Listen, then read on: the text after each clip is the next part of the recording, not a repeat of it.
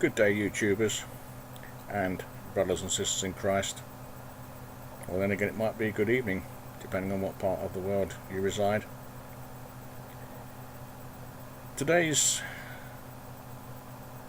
presentation will be entitled Double Feature: Brexit Aftermath Analysis and an introduction to a man who, how can I say, fired up my desire to serve our Lord Yeshua. So, to keep you watching and listening, I'm not going to reveal who that person is until after I've dealt with this Brexit aftermath analysis. So basically, what I'm going to share with you is a piece written by a chap named David Scott. I believe he runs a blog called North to the Border. He's based in Scotland, but I'll actually give you the title that he has written it under, and this is courtesy of UK Column if you wish to take a look at it yourself. And this was published on the 27th of last month. And I quote, he says, "As I write, it is the 26th of June 2016, less than 3 days after the polls closed and the British people voted to leave the European Union. It has been the first weekend news cycle of Sunday papers and Sunday political TV. This is claimed to be the so-called thoughtful, reflective part of the British political media.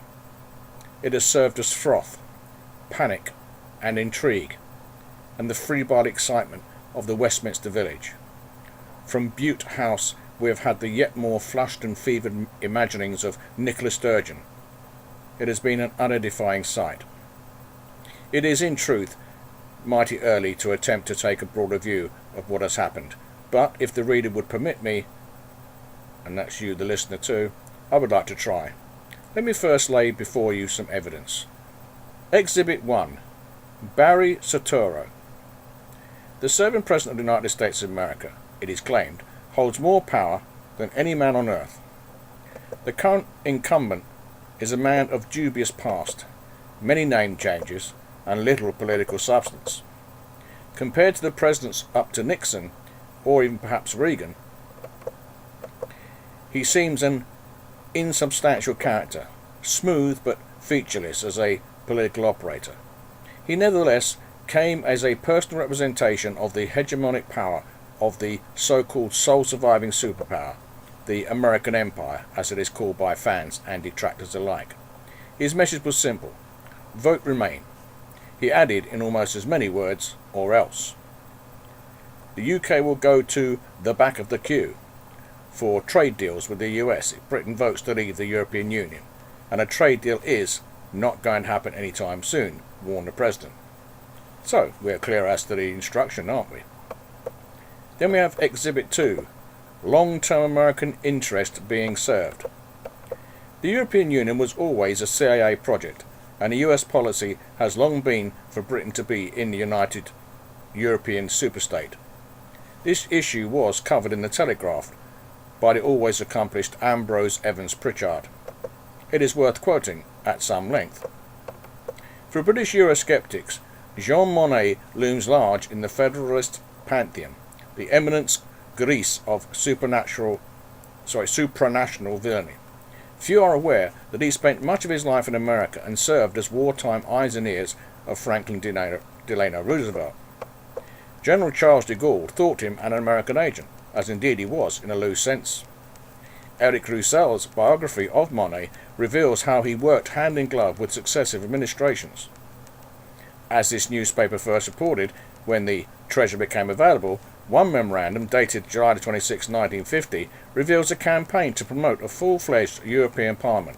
It is signed by General William J. Donovan, head of the American Wartime Office of Strategic Services, precursor of the Central Intelligence Agency. The key CIA frontman was the American Committee for a United Europe, The key CIA front was the American Committee for a United Europe, or ACUE, chaired by Donovan. Another document shows that it provided 53.5% of the European movement's funds in 1958.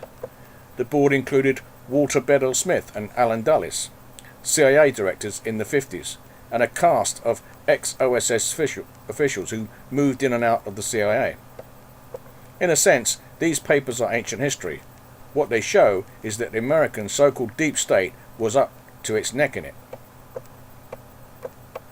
We can therefore clearly see that the US intervention in Brexit was no spur-of-the-moment affair, no response to a new situation, but rather the latest act of a 70-year project to build a United States of Europe that is friendly, controllable and biddable, part of the American empire of so-called soft power. And then we have Exhibit 3, the result. Excuse me as I scroll up. As a jubilant Nigel Farage, a sombre David Cameron, a stunned David Dimbleby and a post-traumatic stress disordered Keith Vaz announced to the world, the British people voted 52% out of 48% to leave. In short, we did not obey. At Suez we obeyed, in Afghanistan we obeyed, in Iraq we obeyed, this time we did not. This is, I think, the bigger picture. Adam Tooze, in his excellent book on the First World War and its aftermath titled The Deluge, the Great War and the Remaking of the Global Order, noted the following. The strongest versions of the argument insist that the capitalist world economy has since its inception in the 1500s depended on a central stabilizing power, be it the Italian city-states, or the Habsburg monarchy, or the Dutch Republic, or the Victorian Royal Navy. The intervals of succession between these hegemons were typically periods of crisis. Bringing this analysis up to date, the succession from the hegemon represented by the Royal Navy was a slow and painful process. It started around the time of the death of Queen Victoria in 1901, or perhaps shortly before. The British Empire showed in South Africa failure in political leadership, and showed it too over the question of Irish Home Rule. The empire was near its zenith, but the superiority of ideas, of industry, of judgment, and perhaps of humility that had marked its start no longer applied. The rot had set in. The fresh ideas, the soft power, the confidence, the optimism would increasingly pass to the United States of America. The US, for its part, had recovered from the Holocaust of bloodletting that marked the war between the states to be a true empire state, spanning a continent sea to shining sea. Its position on the two great oceans and its ability to take advantage of the world trade ensured by the Royal Navy saw vast and breakneck progress to become an industrial, agricultural and economic giant. During the first decade of the 20th century, this soft power increasingly eclipsed Great Britain. The hard military power did not, however. That transition can be more precisely dated to December 1943 to January 1944. This was the point when the US effort against Germany surpassed that of Britain. The US build-up progressed apace while Britain cut numbers of Spitfire squadrons and infantry divisions due to lack of manpower. Before this point, Operation Torch was called a US operation for propaganda reasons, but it involved many British troops, and mostly British ships, planes and know-how. In the battles that followed, there was no doubt who was the senior partner, and no need to exaggerate the American contribution. It was vast. Taking the Tooze thesis that such transitions are times of crisis and examining the period of 1910 to 1944, we can see his idea is not falsified, quite the reverse. We have a worldwide international crisis. And so I come to my point. What does Brexit signify? It shows on one level a reawakening of Britain's idea of itself. It shows a failure of the corporatist, deceptive, smothering entity that is the EU. But more than that, much more than that, it marks the end of American hegemony. Unable by gentle persuasion or obvious threat to keep the most compliant of its vassal states in line, bankrupt, woefully led and bereft of ideas, the USA's star is waning. We are entering a period of crisis. And I would just like to add to that I'm sure, some of my UK brothers and sisters in Christ have been watching the media and seeing all this muck spreading and finger pointing that apparently people who voted Brexit, they must be racist. Yeah, because obviously the only reason they voted Brexit was because of the immigration situation. Well, no, I mean maybe some did, but personally, I mean, although I didn't vote because I'm not eligible, maybe there was many. I mean, we know that well, I don't know. I haven't checked the figures. Maybe I may take a look at that Christian Voice video to see.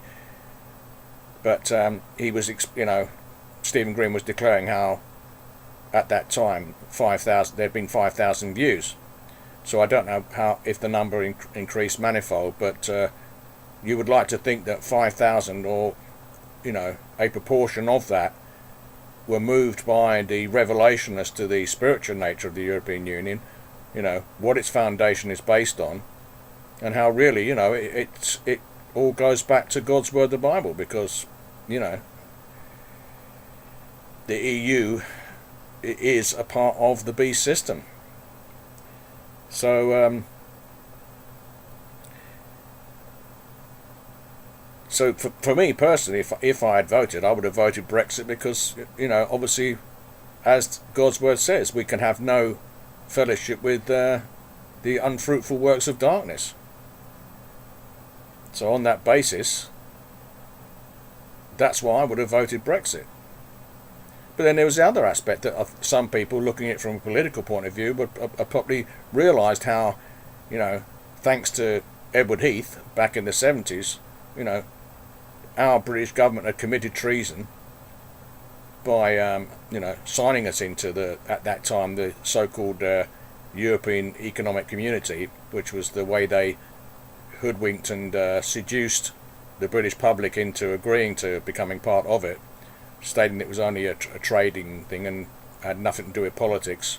But of course, as the years have gone by, we've seen how much of a more totalitarian grip the European Union has on this country.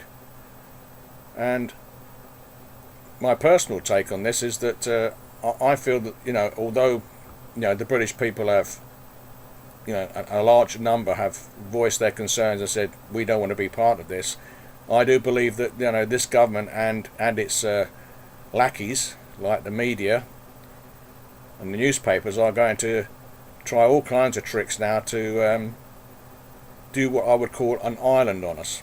If you recall how when Ireland wanted to move away from the European Union and they voted as such, the message that went back to them was like, you have voted wrong, you need to vote again. So I think they're going to try and pull this stunt on us. But I hope that the people will stand firm. I hope the people will not be intimidated or cajoled or frightened, because I think we might see a few more terrorist events take place. And then they will use the excuse of, well, you see, if we'd have been in the European Union, this wouldn't have happened. See, that's what happened now. We've lost our protection now because we're not linked with the European Union anymore. So please, brothers and sisters, and unbelievers, don't fall for this. Don't fall for these ploys. So that's really not much more I can say about that. That's about it, really.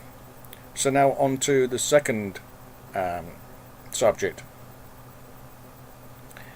which, as I said, I wonder if you know about this person, or if you've heard of him, or even if you've heard his music. But I'm talking about the late great Keith Green. He was a true servant of the Lord. He was passionate for him, and it really comes out in his music. So now I'm going to show you how when you have such a devout person and the things that they achieve, how the world in a very subtle way denigrates them. So I'm going to give you two, how can you say, bios. The first one will be from Wikipedia, and the second one will be from, I think personally, a far greater and more precise picture of the man, and that's from his widow and his wife Melody. So anyway, this is what Wikipedia has to say. Keith Gordon Green, born October 21st, 1953, and died July 28th, 1982, was an American contemporary Christian music pianist, singer, and songwriter originally from Sheepshead Bay in Brooklyn, New York. Beyond his music, Green is best known for his strong devotion to Christian evangelism and challenging others to do the same. Often considered controversial for his frequently confrontational lyrics and spoken messages, he wrote some notable songs alone and with his wife Melody, including Your Love Broke Through, You Put This Love in My Heart, and Asleep in the Light. Green is also known for numerous popular modern hymns, including O Lord, You're Beautiful, and There Is a Redeemer, which was written by his wife Melody. Keith took to music at a young age, beginning with the ukulele at age 3, the guitar at 5, and a piano at 7. His talents were noted by a major newspaper by the time he was only 8 years old. Following a performance of Arthur Lawrence' The Time of the Cuckoo, a local review by the Los Angeles Times wrote that roguish-looking 8-year-old Keith Green gave a winning character portrayal as the little Italian street urchin, Mauro. Another reviewer commented that he stole the show. The show was Keith's first appearance in live theatre, which was held in Chatsworth, California, in September of 1962. According to the LA Times, Green had already done a number of television commercials and made a TV pilot. At 10 years old, Green went on to play the role of Kurt Von Trapp in a local community theatre production of The Sound of Music at the Valley Music Theatre in Woodland Hills, California. Keith Green's first disc release, The Other Side, has the song The Way I Used to Be.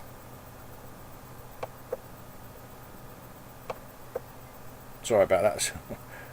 That doesn't read right, but never mind. In February 1965, having written 40 original songs already, Green and his father, Harvey, signed a 5-year contract with Decca Records, with Harvey as business manager.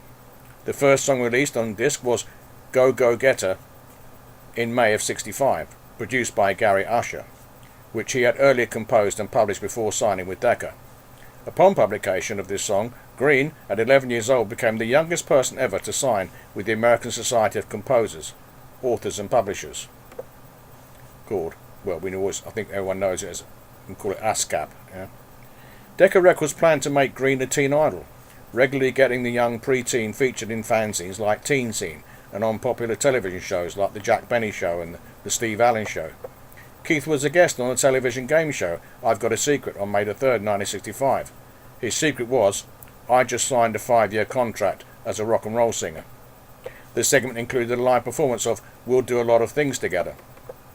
By the time Green was 12, he had written 10 more songs, and Time magazine ran a short piece about Green in an article about aspiring young rock and roll singers, referring to him as Decca Records' prepubescent dreamboat. However, after national attention envisioned by Decca Records failed to materialise for Keith, Donny Osmond captured the attention of pre-teens and teenagers, eclipsing Keith's newfound stardom, and Keith was quickly forgotten by the public. Keith had a Jewish heritage and was raised in Christian Science. He grew up reading the New Testament and called the mixture of being Jewish and learning about Jesus an odd combination that left him open-minded but deeply unsatisfied. He began doing drugs and became interested in Eastern mysticism and so-called free love.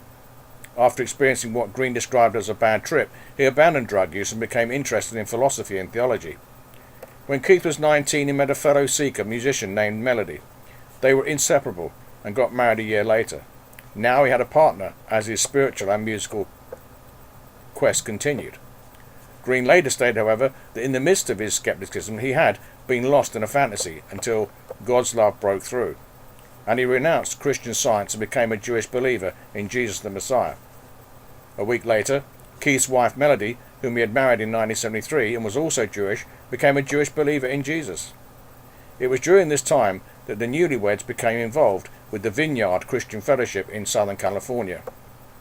In 1975, the Greens, just new believers, began taking people who needed help into their small home in the suburbs of Los Angeles, in the San Fernando Valley. Both Keith and Melody were staff songwriters for CBS Records in Hollywood and used their income to support all who came.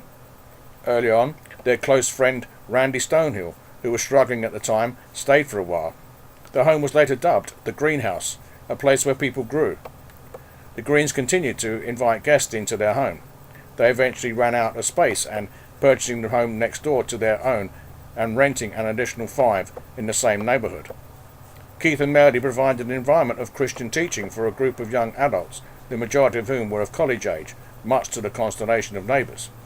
There came to be 75 people living in the Greens' homes and traipsing up down the suburban streets, including recovering drug addicts and prostitutes, bikers, the homeless, and many single pregnant girls needing shelter and safety.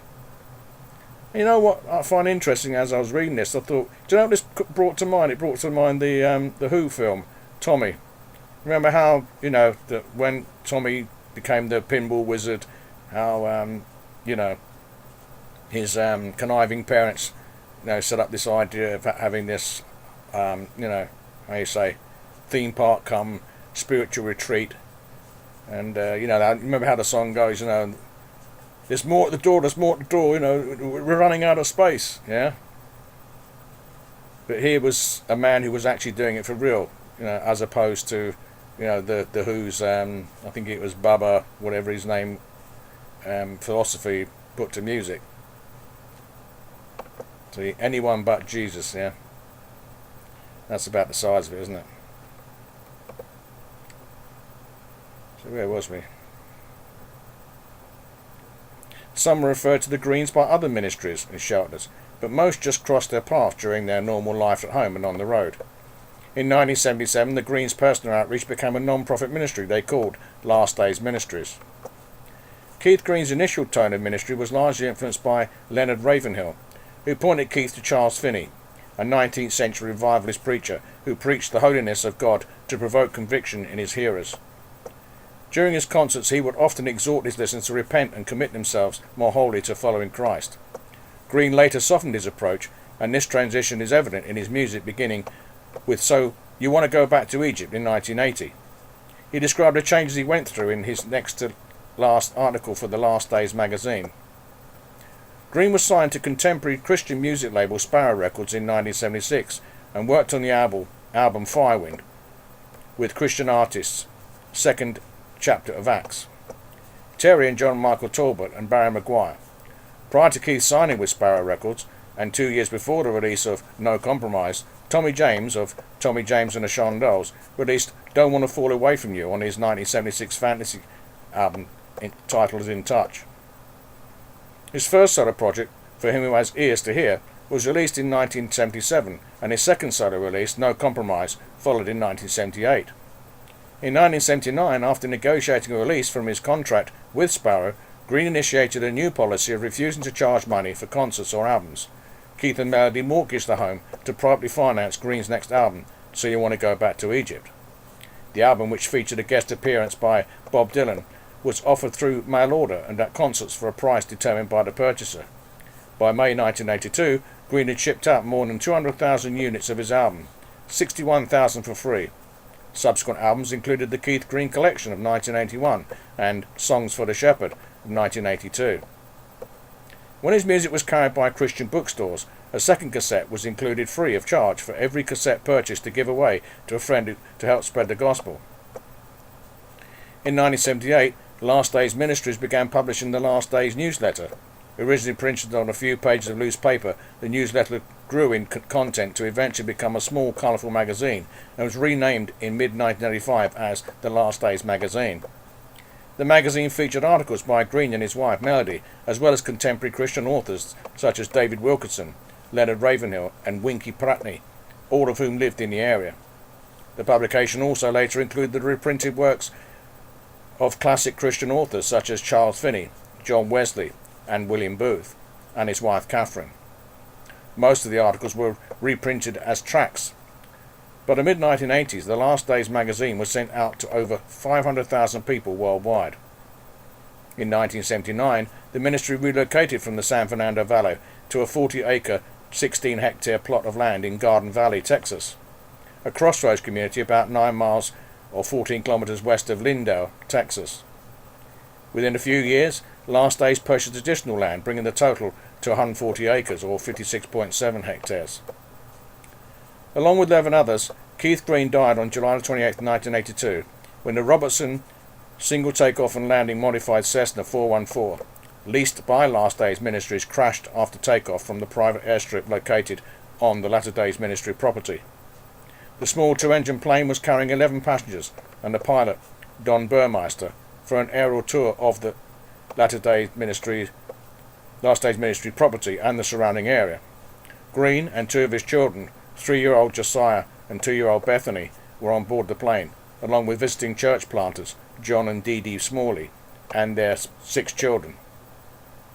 Green's wife Melody was at home with 1-year-old Rebecca and 6 weeks pregnant with their 4th child, Rachel, who was born in March of 1983.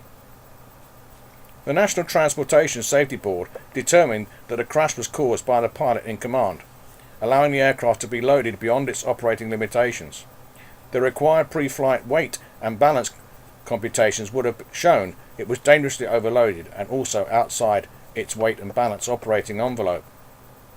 Don Allen Burmaster was a former United States Marine Corps aviator, but FAA records show he had very limited experience or training in flying conventional versus centerline thrust twin-engine aircraft.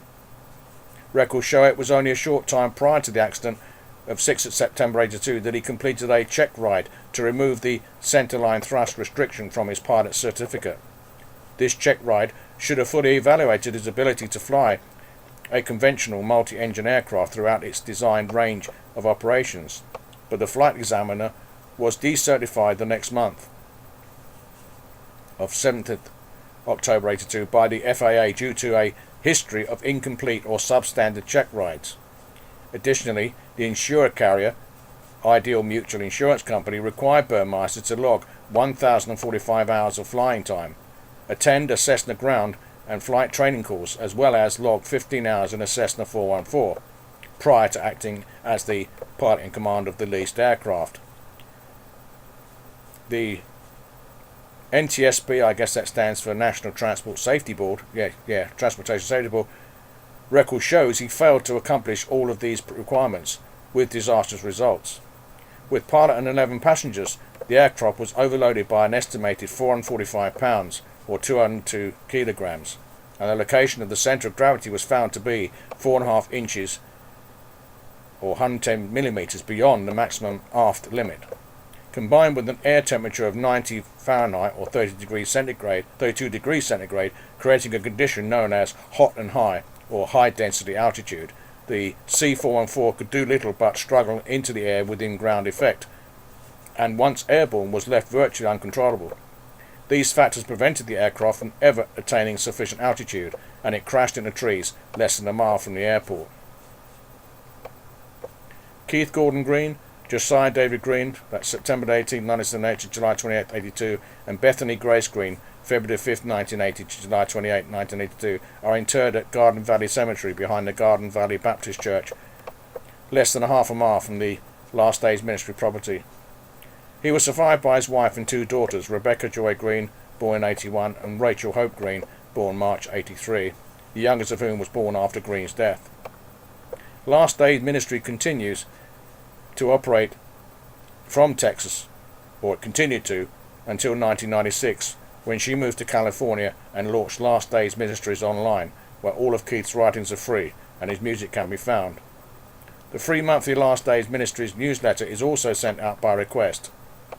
Keith is honoured as Melody maintains the Keith Green Facebook page and also the Melody Green Facebook page where she interacts with Keith's fans and Last Days Ministries fans. 2 full albums of original Green songs were released posthumously, The Prodigal Son in 83 and Jesus Commands Us to Go in 84. Another release, I Only Want to See You There, of 83, contained mostly previously released material. A compilation of his recorded work, The Ministry Years, was released as a 2-volume set in 87 and 88, and included 5 previously unreleased songs.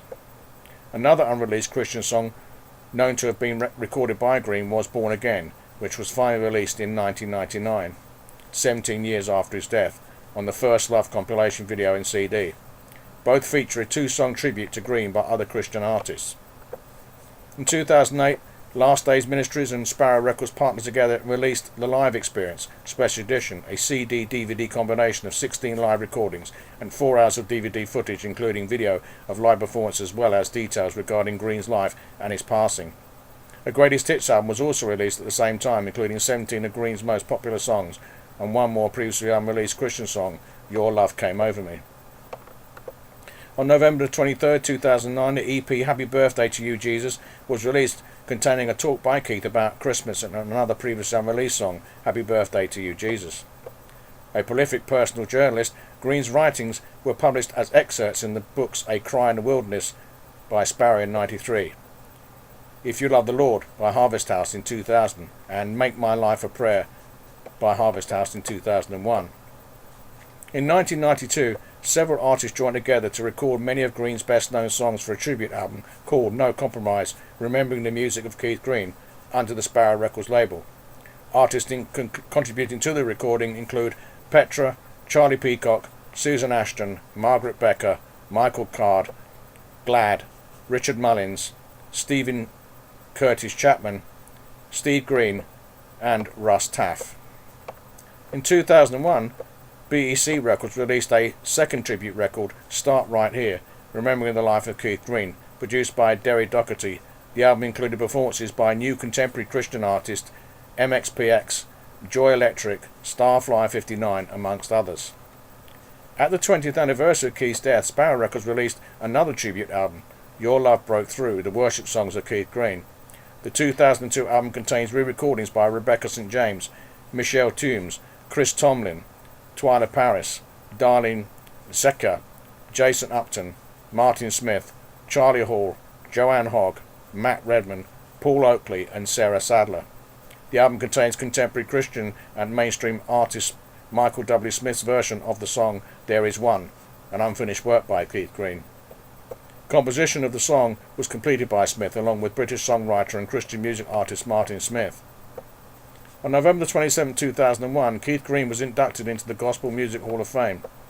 On April 3, 2006, Green was honoured with the ASCAP Crescendo Award at the 28th Annual ASCAP Christian Music Awards presentation dinner. His widow, Melody Green, was present to receive the award for her late husband. In 2011, Melody Green announced that a feature film about Keith's life was in development. After the initial producers failed to exercise their contract to obtain the film rights, Melody began to gather a new production team. As of 2013, the film is currently under development.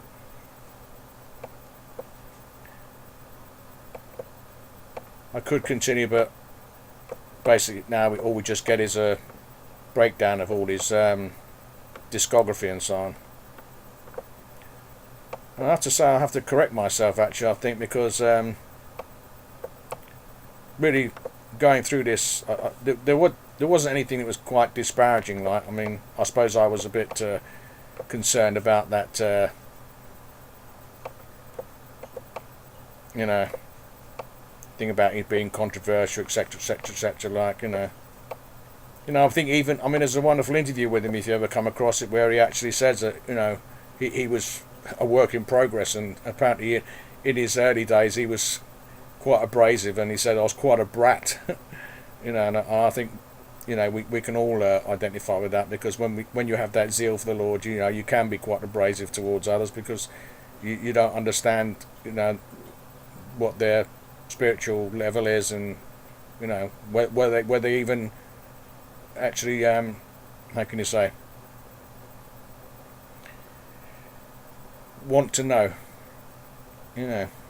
Anyway, so now I'm going to share with you in Melody's own words her experience of life with Keith Green.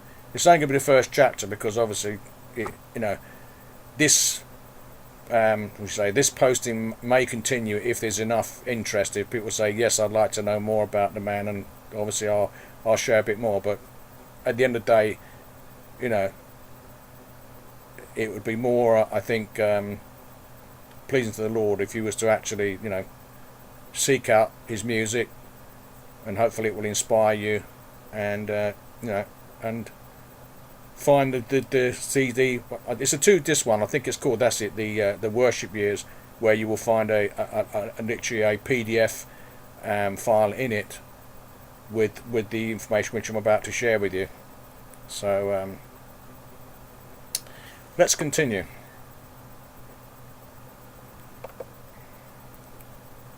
Excuse me while I get this out of the way and start reading it.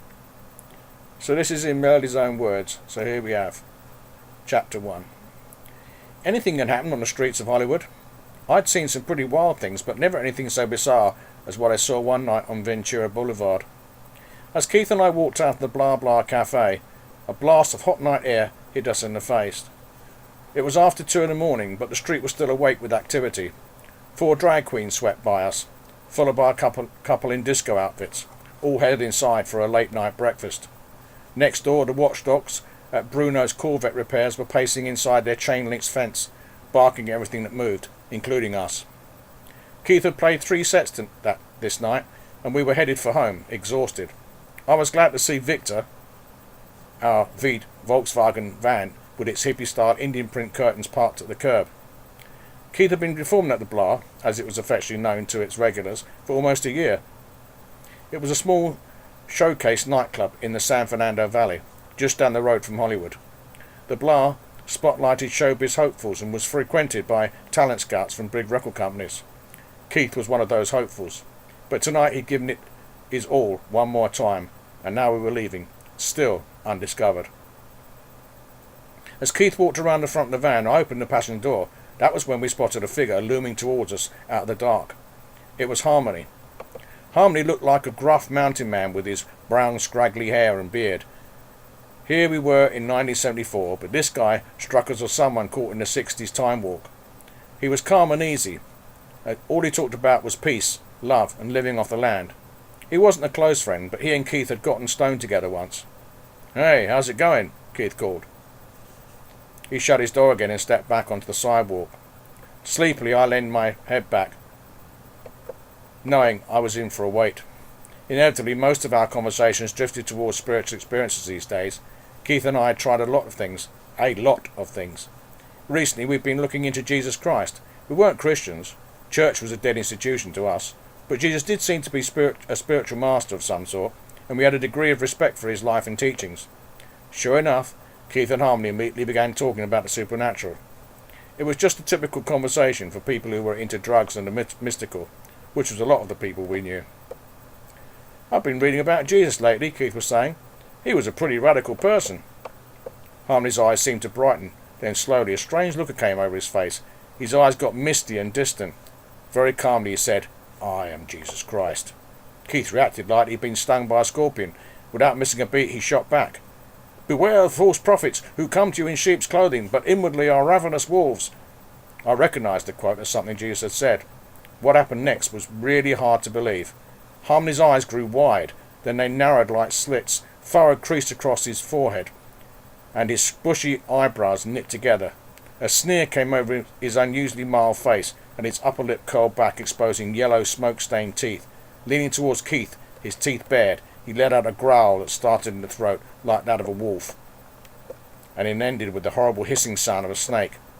It happened in only seconds. Harmony's face relaxed, but his eyes looked confused, embarrassed. The hiss seemed to hang in the still night air. My skin was still tingling from the shock. Keith had obviously been rocked by it too. He looked from Harmony to me with wide eyes. This was Hollywood, but things like this only happened in the movies. I wondered what Keith was thinking. It was like someone or something took control of Harmony momentarily, using him for its own purposes. Then, just as quickly, it discarded him, leaving him to pick up the pieces in confused embarrassment. Dazed, Harmony mumbled something, but Keith quickly excused himself, jumped into Victor, and shoved the key in the ignition. As we drove home over the dark streets, we kept looking at each other in disbelief. Keith was more animated than usual. He kept saying, "Did he really do that? I can't believe it." We talked about nothing else until we crawled into bed and fell asleep sometime after 3:30 in the morning.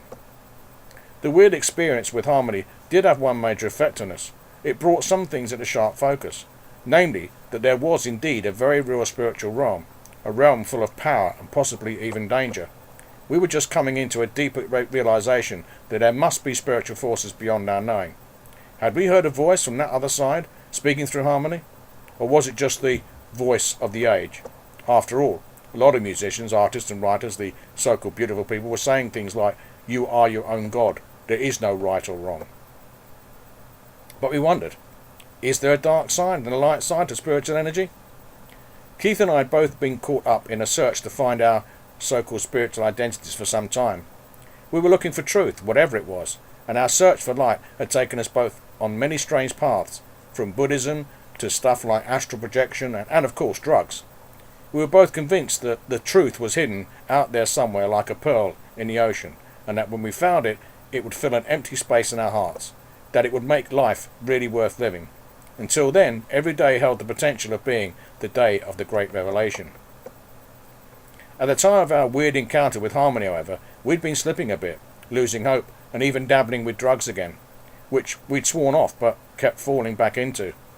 Our spiritual ambitions never kept us out of the fog for long. In fact, the constant lure of those other so-called voices had pretty well convinced us that there was a dark and light side. After Harmony, Keith, with his usual all-or-nothing manner, was determined to take know-how to tell the difference. Although we never forgot the instant outside the blah, there were more pressing matters, like Keith's all-consuming dream. In particular, our whole life revolved around Keith's drive to make it big in the music business. Now that he was performing at the blah, we lived with a constant hunger that the so-called right person would walk in one night and supposedly discover Keith Green. The blah was just down Ventura Boulevard from the Queen Mary, and Keith's audience was always seasoned with gays and straights alike. Neither camp seemed to mind the other. To be honest, it was often difficult to tell who belonged where. The biggest standouts were the drag queens, sweeping in wearing satin dresses, jangly jewels, and high-styled wigs with only their exaggerated feminine gestures and 5 o'clock shadows shining through heavy layers of makeup to betray their true gender. Keith's family and my mum lived here in Southern California, but the blah was like a second home to us. The people, family. Even though Keith's last set ended at 1 in the morning, we often stayed until Albie, the owner, closed the doors 3 hours later.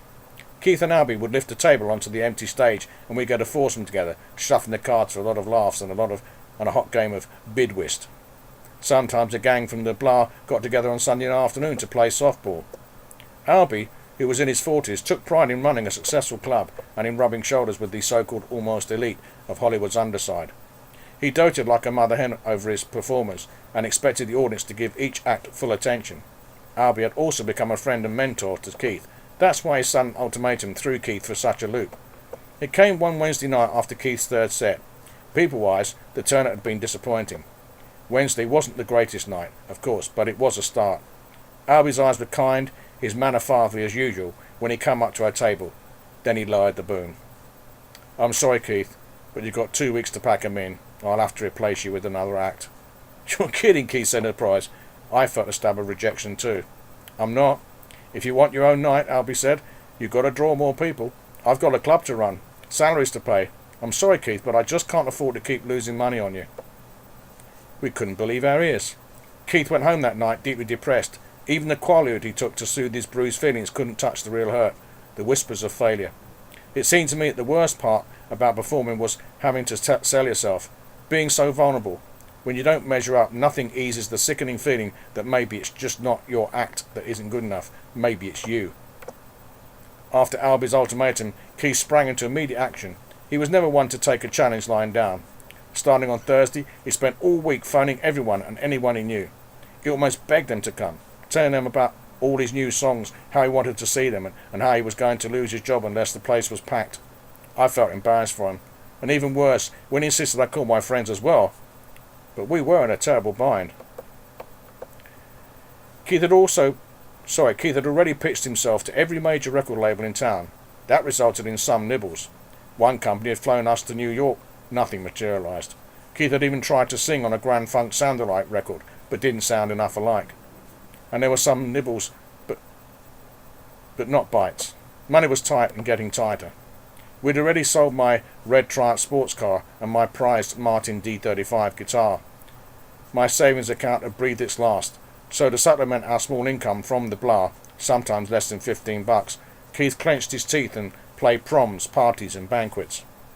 It was the bottom of the barrel for any serious artist, but the word for us in 1974 was survival. And now the threat of getting fired from the blah blah, a small potatoes club as Hollywood night spots go, would be the final humiliation. The following Wednesday, we walked into the bar about 8 p.m, feeling quite apprehensive. I looked around and was struck with how empty this place could look. The bar was dark and narrow inside, with a small stage to the right as you walked in the front door. The bar, which was too small for anyone to sit at, ran across the back, right in front of the tiny one-man kitchen. The most consistent thing about the decor was its inconsistency. Absolutely nothing matched. Between the stage and the bar was a collection of banged-up wooden tables. On the walls, huge dragonflies in vivid yellows and oranges hung beside oversized photos autographed by sorta-knowns. When packed, the bar could hold about 65 people, seated on chrome and vinyl chairs, the kind you'd find around a Formica table in someone's kitchen in the 1950s. Right now, those chairs were mostly empty. Only a few patrons sat in quiet conversation as Keith nervously eyed the stage. Albie was getting a check ready at one of the tables. The cook and the two waiters, Eddie and Mr. Sally, were at the back bar, the only others in the whole place. Albie caught Keith's eye. Neither one said anything, but it was a knowing glance. Tonight was it. Keith and I sat silently in the back of the skinny little club, watching each other watch the door. We certainly looked like West Coast musicians, if nothing else. Married for only 8 months, we made quite a pair. Me in my Indian print skirt, embroidered gauze blouse, and long straight hair, and Keith wearing blue jeans and a new flowered cowboy shirt. His long, curly ponytail had recently been left on the hairstylist's floor. What remained had been layered into a new California style called the Shag 4 Shaggy. Even freshly cut, his hair still hung well below his shoulders. I silently admired his new professional image, less hippie, but still very hip. Slowly, in twos and threes, people started arriving. One cigarette after another was lit, and spirals of blue smoke curled gracefully to the ceiling. As the chairs filled, the noise level began to rise. Chairs scraped against the cement floor. Loud laughter punctuated conversations. Eddie, the head waiter, clipped his orders to the revolving wheel, and the smell and sizzle of burgers drifted from the tiny kitchen. Still, there weren't enough people, and we knew it. Mr. Sally stepped over to our table to take my order, wearing his usual get-up, a custom-made T-shirt with a portrait of him in a bouffant hairdo with the Mr. Sally scrawled across the front in fancy white script, and a few well-placed rhinestones. I wasn't very hungry, so I ordered guaca a papas, which was fried potato slices with a bowl of guacamole. Would any of our friends bother to show up? Keith's first hour-long set started at 9 p.m. We had only 10 minutes to go. Keith's right leg was bouncing nervously. He was all raw energy and ready to start. More tense minutes ticked by. Do I look okay? He asked, poking at his hair. You look great, honey, I assured him. I loved the way Keith looked. His clear blue eyes and fair skin gave him a pure, almost childlike air, and now that he'd shaved off his beard and the fact that he was just 20 years old was very plain. It's 8:58, Keith said, breaking into my thoughts. Where is everybody? He was all wound up and ready to pop. I tried to calm him down a bit. They'll be here in a few minutes, I responded, trying to conceal my own fears. We've got a little more time. There is no more time. This is it. Keith shoved back his chair with disappointment written all over him. Yet I sensed his determination. He was a fighter, and even though the odds were against him, I knew Keith would give it his all. Albie had started to pace in the back as Keith made his way to the stage and sat at the battered upright piano. He squinted into the single spotlight and leaned towards a microphone, spoke in mock military fashion. Ladies and gentlemen, and others, I'd like to interrupt your rambling conversation for some music. Keith started doodling on the piano, but few people in the scant crowd paid attention. Keith fidgeted in his seat while his fingers wandered over the keys for a few moments. I could tell he was trying to figure out what to play. He finally launched into Life Goes On, a song he'd just written with his new friend, Randy Stonehill. Marvin was a connoisseur of 20-cent wine. You could see him bumming tickets down on Sunset and Vine. One day's wealthy uncle passed away in Bel Air, and now he's sipping wine from a vintage year. Marvin sipping from a vintage year. Then the chorus. Life goes on and the world goes round. One day you're up, the next day you're down. Don't count on good luck, there's nothing to say except thank you, Lord, for another day. The funny lyrics and funky rhythm grabbed everyone's attention. Keith pounded the keys in a way that sent terror into the heart of every piano teacher he'd ever had. I often held my breath hoping he wouldn't miss a note, but even when he did, it didn't matter. It wasn't perfection that drew you to Keith's music, or to him for that matter. It was heart. A few more tables were filling up, and to my relief, some were clapping along as Keith rolled into the second verse. There was a famous senator that everyone knew. One day, a sly reporter found a girl in his room. The re-election survey said that he'd make a kill, but now he's washing dishes down at Joe's Bar and Grill. He makes his famous speeches now at Joe's Bar and Grill. The chorus came round again, and people began to sing with enthusiasm, imitating Keith's comical gestures. Keith sang, "One day you're up," pointing to the ceiling, then plunging his thumb towards the floor as he shook his head and sang, "Next day you're down." The night was coming alive. Eddie danced his orders down the narrow aisles, balancing tray loads of shish kebabs, burgers and beer above his head. Mrs. Sally ran a fork across the soda fountain grates, and I kept rhythm by playing my water glass with a spoon. More tables filled as Keith played his second and third numbers. I had yet to see any of our friends, but then a movement at the door caught my eye. It was our Jewish friend, Michelle Brandes, whom I recognised even in the dim light. A birth defect had left her with a pronounced limp. She made her way slowly through the smoky haze and sat beside me. Still, I was paying far more attention to the door than to Keith. He kicked into Joni Mitchell's song, "Free Man in Paris," and I could tell he was starting to relax a little. Since I was wondering where all our friends were, I felt especially tuned into the message of the song. "Free Man in Paris" tells the story of a record company exec on vacation in Paris who was tired of cranking out hit artists, stoking the star-maker machinery behind a popular song. Another part says, "I was a free man in Paris. I felt unfettered and alive. Nobody calling me up for favours. Nobody's future to decide." Keith had become all too familiar with the star-maker machinery, the record companies, producers, publishers and agents, and all the fighting over who gets what of various royalty rights. When an artist becomes a hit, he's a so-called hot property, and then everybody supposedly loves him, as they clamour for their piece of the pie. Until then, though, you just look for connections and wait for your so-called big break. And the gears of the machinery are oiled with the tears of countless hopeful artists who never get their break. I love Joni Mitchell's music, and this song was one of my favourites, but it made me shudder. Keith's fear of not succeeding was overshadowed only by the fear of blowing it, of getting involved with the wrong people out of desperation. As I glanced around the smoking room, I thought someone could be here right now who could help Keith in a big way. But then, there were some people whose help we definitely didn't want. Like the guy last September. He heard Keith at the bar and just flipped. Keith let him in in his fancy Hollywood office, and the guy was bubbling over with, "I can make you a star" noises. Here was a voice promising the success and stardom Keith wanted, but as Keith confided to his daily journal, a log he kept for years, there was, as usual, a string attached. "He's very rich and he has a big name in the business. He's also incredibly gay, and I felt him vibing on me. Even though he could do a lot for me, bread and contract wise, I gave a nay to working with him." And that wasn't the first time a record company executive tried to hit on Keith. Then there had been the movie score, a popular director, but a pretty sleazy one, even by our standards. The more Keith got into it, the more he wanted out. Things soured on the money end too. Keith had finished the music for 2 reels when he quit the project. In his journal, he said it fell through due to cheapness and underhanded tactics on their part and lack of true desire on mine. That was another problem, Keith's high standards.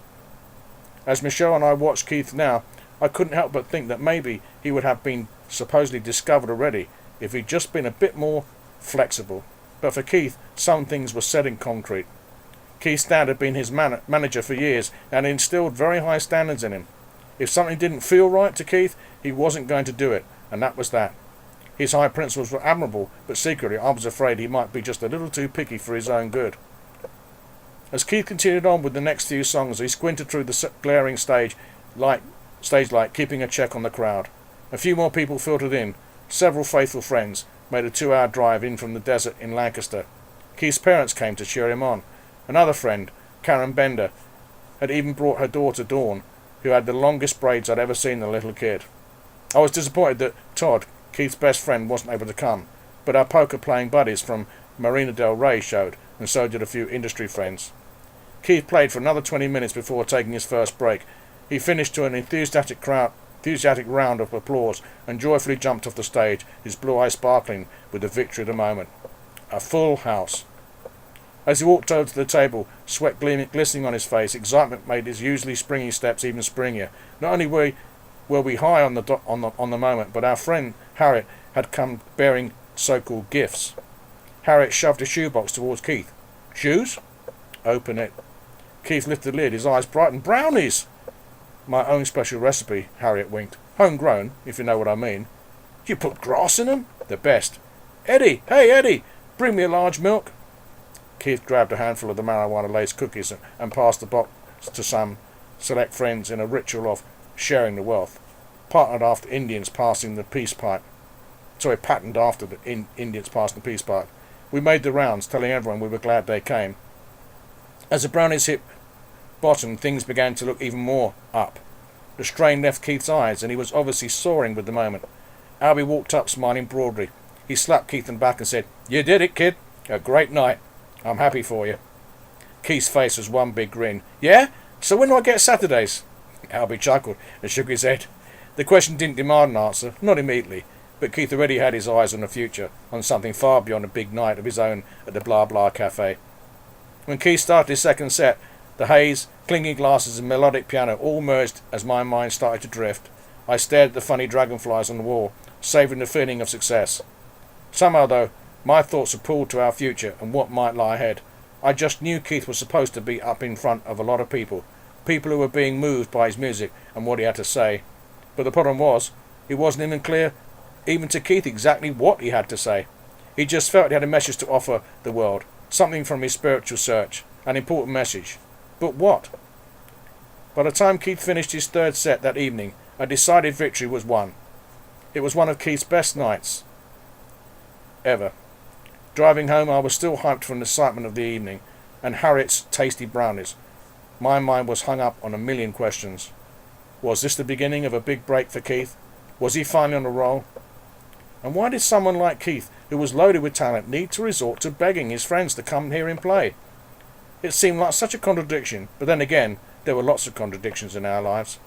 In areas like honesty and integrity, it seemed Keith had the highest standards of anyone I'd ever met. We didn't cheat on our taxes, but sometimes we'd take illegal drugs. Was there a difference? And even if Keith made it in music, would we make it as a couple? As much as we like to talk about living in harmony with the universe and each other, we sure had our share of arguments. Big arguments. It was hard to live with so many unanswered questions, and not just regarding Keith's career. Some of the other battles we were fighting were on an entirely different front, one that was even more vague and elusive. It was as if something was tugging at us, pulling us into uncharted waters, something that would change us forever. In fact, we had no idea we were on the verge of a breakthrough much bigger than we ever imagined. All I knew right at the moment was that this man I married sure had a lot of complex facets to his personality. In the days following our victory at the Blah, my mind wandered over the many strands that wove together inside him. I thought about the sensitive inner man who was determined to find spiritual answers. Yet there was another side of him, a little boy who always wanted to be in show business. That side explained so much about who Keith was now. But did it offer any clues as to about where we were going? And that's the end of the first chapter. So, I hope you've enjoyed that sharing. And, like the movie Starship Trooper says, do you want to know more? Because if you do, let us know in the comment section below. And I don't mean just you, Shane Lewis, although I'm sure you will leave a comment. I would like to see more leaving comments. Then again, I don't get many people, do I, that come to check these vlogs out. And I guess it's all to do with Google's analytics and algorithms and that sort of thing, which I don't have a clue about. I just put my faith in the Lord, not in digital technology, even though I use it. So, brothers and sisters, blessings to Julian Charles and to you, Shane Lewis, if our Lord wills it. And to, what's his name? Goodness gracious, I've forgotten his name now. It's terrible, isn't it? Well, mention Stephen Green, as I mentioned him earlier. May the Lord bless him also and continue to use him mightily. In fact, I'm sure if we think about it, how the Lord used him in such a way that no doubt his part played in the whole Brexit vote. So hallelujah for that. Okay then, may you have a blessed week. May the Lord watch over you, guide you and protect you, and use you mightily for your greater good and for his glory. Amen.